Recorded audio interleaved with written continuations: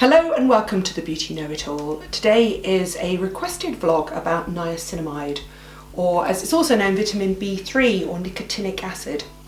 And it's interesting actually because when I started researching this for features that I'd written, I realised there aren't that many products that knowingly advertise themselves as containing niacinamide, and yet so many of you said to me, is it worth buying? Should I be using it? There's a real beauty buzz about it, and yet actually not that many brands blatantly label a serum or a cream or a lotion as containing niacinamide.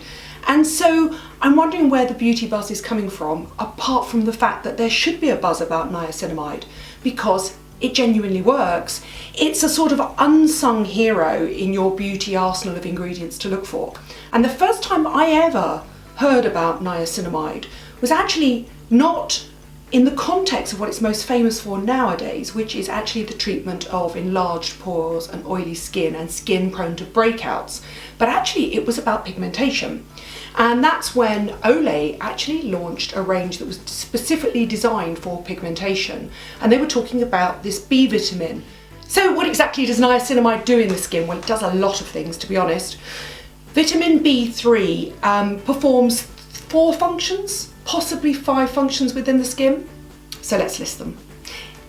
It boosts production of ceramides, and ceramides are your skin's way of waterproofing your skin, really. Ceramides sit between the skin cells and they stop transepidermal water loss. In other words, water evaporating from your skin. That's how your skin dehydrates.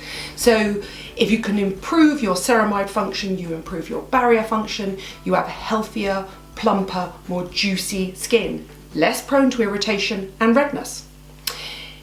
So niacinamide also is an anti-inflammatory, which is why it's used in anti-acne products and also in retinol products as well.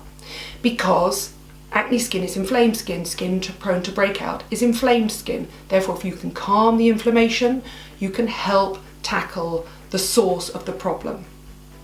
What else does it do? It boosts collagen production. If you calm inflammation, if you calm breakouts and you boost collagen production, you also sort of shrink pores.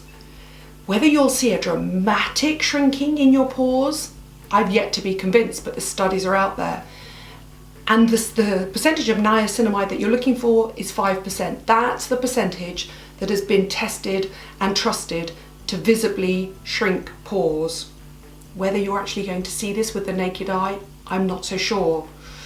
So, boost barrier function, boost collagen production, anti-inflammatory, and it shrinks pores, which kind of means we should all be using it. One of the things I think that niacinamide does really well is it's very easy to deliver into your skin. You know, when I talk about retinol and vitamin C and we talk about only use them at night and we only use them under cover darkness and then you need to have a waterproof solution and they're really unstable. Well, vitamin B3 isn't. All of the B vitamins are water soluble. If they're water soluble, they can be stuck in pretty much any solution and stuck on your skin. They are highly stable, which means that you can use them morning, night, in sunscreens, in serums, in moisturizers, in lotions, in toners. You can use them pretty much in any water-based solution. So they're easy to use.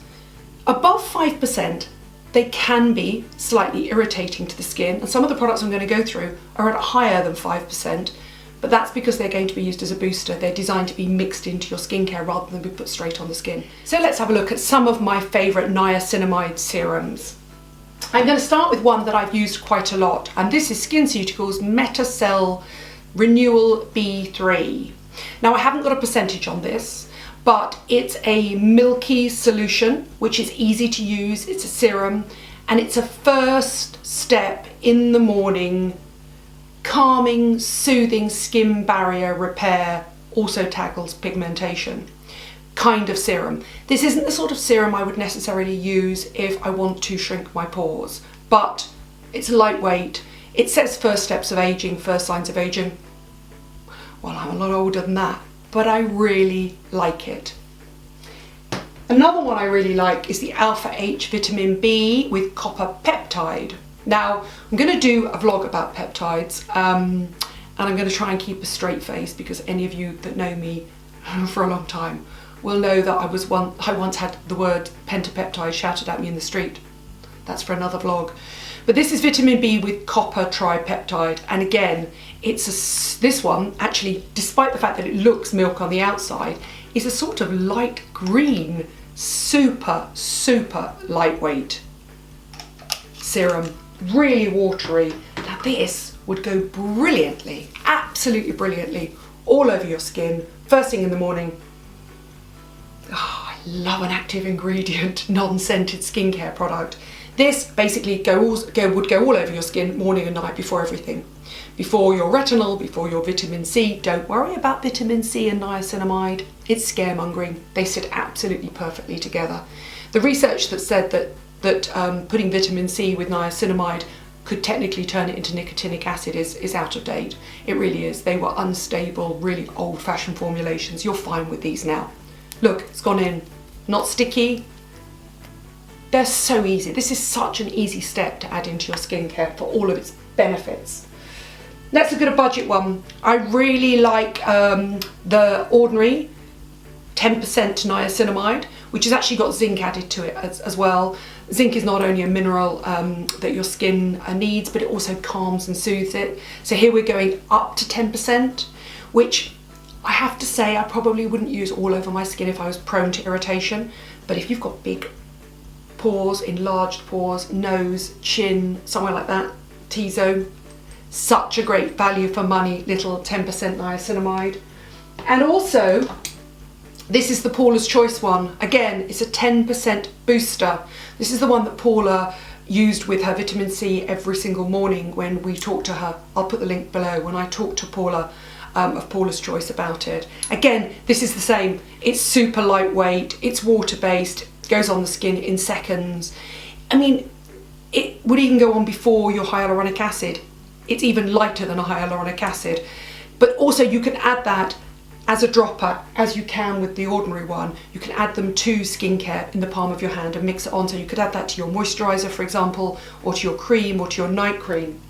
But I'm going to go with the original one because I do think this is a great product. This is the first product I ever heard to talk about niacinamide. And this is the Olay Regenerist 3 this is the day cream SPF 30, but the entire Regenerist range has niacinamide in it. I don't know at what percentage. Big companies tend not to talk about their percentages, but I'd seen the results and I knew that this started to lessen pigmentation. So it obviously has an active level of niacinamide and it's reasonably priced. And that, let's be honest here, if you're going to tackle your pigmentation, you need an SPF 30. That's got your niacinamide and your SPF 30 and your peptides in it as well. I go back to this range a lot. I just think it's a really great high street brand. So there you go, from the high street to the high end, mass market, cosmeceuticals.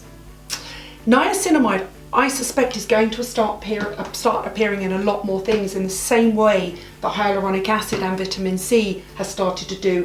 It's just becoming one of those beauty buzzwords.